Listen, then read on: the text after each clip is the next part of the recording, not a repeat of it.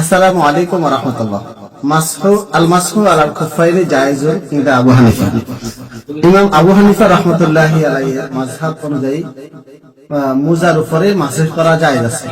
আমরা আজকে মুজার উপরে মাসহ করার বিষয়ে আপনাদেরকে আলোচনা করার চেষ্টা করব অল্প সময়ের মধ্যে।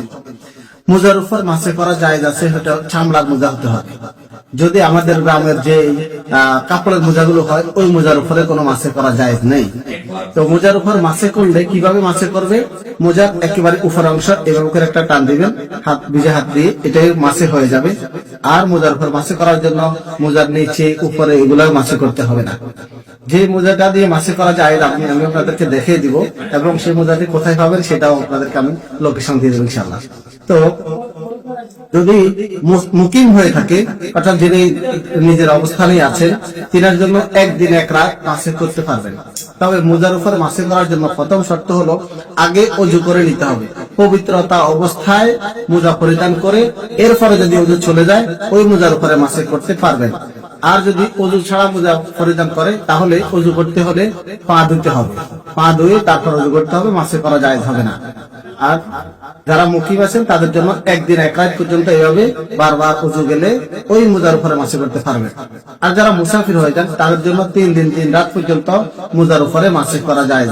তো মোজাটি আমি আপনাদেরকে দেখাই দিচ্ছি। এরকম চামড়ার মোজা হতে হবে। যদি চামড়ার মোজা না হয়, আপনার কাপড়ের মোজা হয়, তাহলে এগুলোর উপর মাসে করা যাবে না।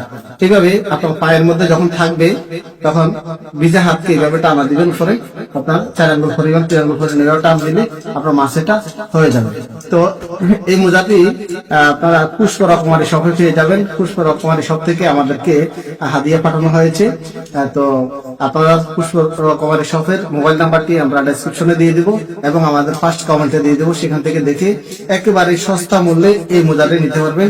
মোজাটি ব্যবহারের জন্য দেখা যাচ্ছে অনেকে ছোট বড় হতে পারে, তাই এই জিনিসটা ব্যবহার করা হয়েছে। যদি ছোট বড় হয়ে যায় তাহলে এটা দিয়ে খিসে টানা যাবে। আর যদি বড় হয়ে যায় তাহলে চেন পরিপূর্ণ আবার চেন আছে, এখানে জিফার আছে, জিফারটা এভাবে করতে পারবেন।